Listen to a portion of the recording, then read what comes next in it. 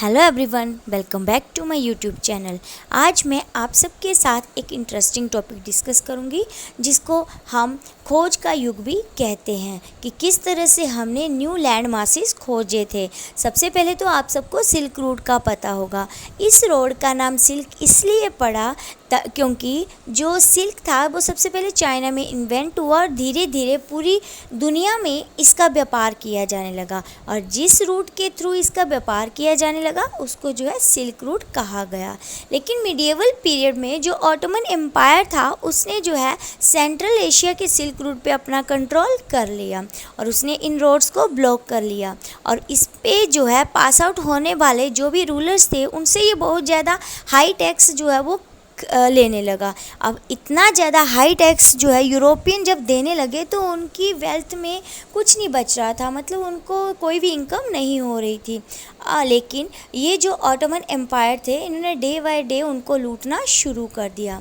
तो अब क्या था, जैसा कि हम सबको पता है कि जो आवश्यकता है वही आविष्कार की जननी होती है, और यही हुआ कि जब इन ऑटोमन एम्पायर ने जो है टैक्स बढ़ा दिए और सिल्क रूट के जो रोड थे उनको ब्लॉक कर दिया, तब जो है ये हमारे जो यूरोपियंस थे उन्होंने क्या किया कि नए रास्ते खोजने की कोशिश करी, और उन्होंने बहुत सारे जल यात्री, बहुत सारे खोजकर्ताओं को हायर किया और उनको जो है अपने फंड पे जो है नए नए एरियाज़ खोज करने की परमिशन दी। और इसी एज को हम एज ऑफ एक्सप्लोरेशन और एज ऑफ एक्सप्लोर के नाम से भी जानते हैं, या फिर खोज के युग के बारे में भी जानते हैं। तो अभी मैं इसके बारे में थोड़ा सा डिटेल में डिस्कस करूँगी।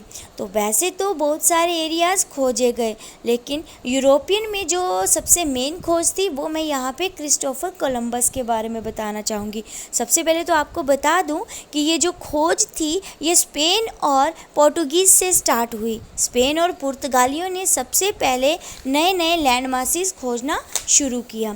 तो ये जो क्रिस्टोफर कोलंबस थे ये एक इटालियन थे, लेकिन इनके जो भी खर्च था वो सारा का सारा स्पेनिश रूलर ने पे किया, और उन्होंने इनको इंडिया की खोज के लिए भेजा था। और एक्सीडेंटली क्या हुआ कि ये इंडिया की खोज ना कर कर इन्होंने अमेरिका की खोज कर डाली, और ये जो अमेरिका की खोज करी इसको जो है हम न्यू वर्ल्ड के नाम से भी जानते हैं। तो क्यों इसको न्यू वर्ल्ड के नाम से जानते हैं? ऐसा इसलिए है क्योंकि सबसे लेट खोजे जाने वाले जो कॉन्टिनेंट्स हैं वो आपके नॉर्थ अमेरिका और साउथ अमेरिका है। आपको बता दें कि ये जस्ट 1492 में क्रिस्टोफर कोलंबस के द्वारा फाउंड हुए थे।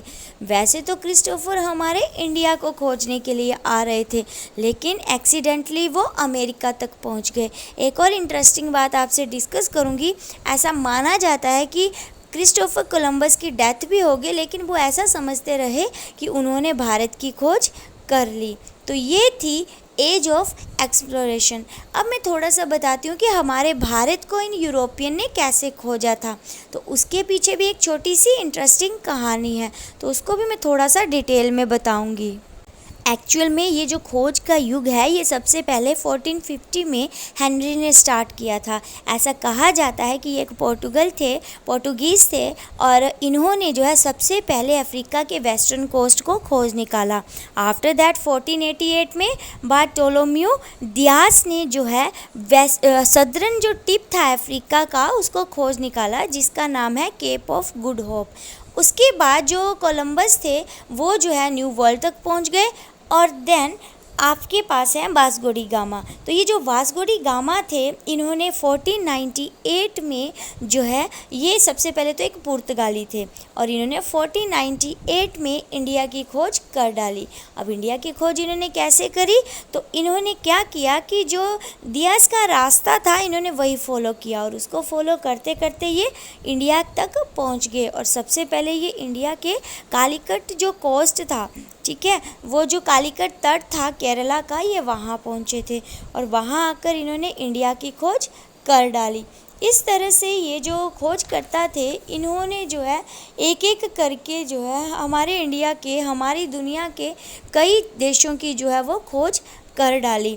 और इस तरह से हमें एक लेसन भी मिलता है कि अगर ऑटोमन एम्पायर इन सब के रास्ते को नहीं रोकता तो शायद आज की डेट में हमारा जो मैप है, वर्ल्ड का मैप है, वो कुछ और ही होता।